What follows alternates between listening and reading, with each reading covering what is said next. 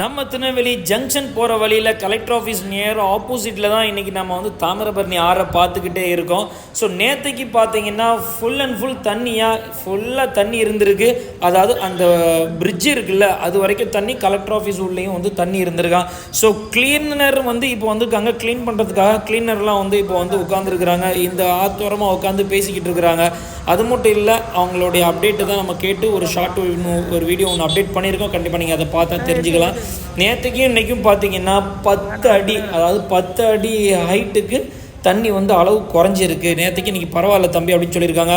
மரம் எல்லாத்தையும் அடித்து சமுட்டிட்டு, ஆக்சுவலாக நம்ம கலெக்டர் ஆஃபீஸுக்கு ஆப்போசிட்டில் பார்த்தீங்கன்னா நம்ம தாமிரபரணி ஆறு போவோம். அதில் ஆல்ரெடி நம்ம ஒரு வீடியோ போட்டிருந்தோம், பழைய காலத்தில் எப்படி இருக்கும் அப்படின்னு சொல்லி போட்டிருந்தோம்.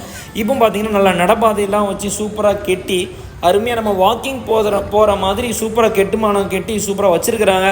ஸோ ஃபியூச்சரில் வந்து இந்த இடம் எப்படி இருக்கும் அப்படிங்கிறது கண்டிப்பாக நம்ம நல்லா இருந்துச்சுன்னா ரொம்ப ஒரு என்டர்டைன்மெண்ட்டாக இருக்கும்.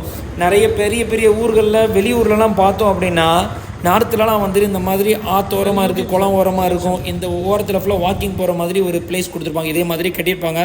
அதில் வந்து வாக்கிங் போகும்போது லைட்டிங்லாம் போட்டு கொஞ்சம் பார்க்குறதுக்கு நல்ல என்டர்டைன்மெண்ட்டாக இருக்கும். ஸோ அதை சுற்றி பார்த்திங்கன்னா நிறைய கடைகள்லாம் வச்சுருப்பாங்க. இங்கே எப்படி இருக்க போகுதுங்கிறது தான் தெரியல கண்டிப்பாக. ஸோ அந்த மாதிரி ஒரு என்டர்டைன்மெண்ட் பிளேஸாக இருந்தால் நல்லா இருக்குங்கிறது நம்ம நினைக்கிறோம்.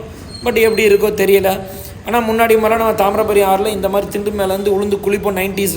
ஸோ இப்போ இந்த மாதிரிலாம் விழுந்து குளித்தோம் அப்படின்னா எதுவும் தேர் வாங்குறது தெரியல. எல்லா விதமான அந்த மண்டபம், கோயில் மண்டபம்லாம் இருக்குது, எல்லாமே தண்ணிக்குள்ளே முங்கிடுச்சு.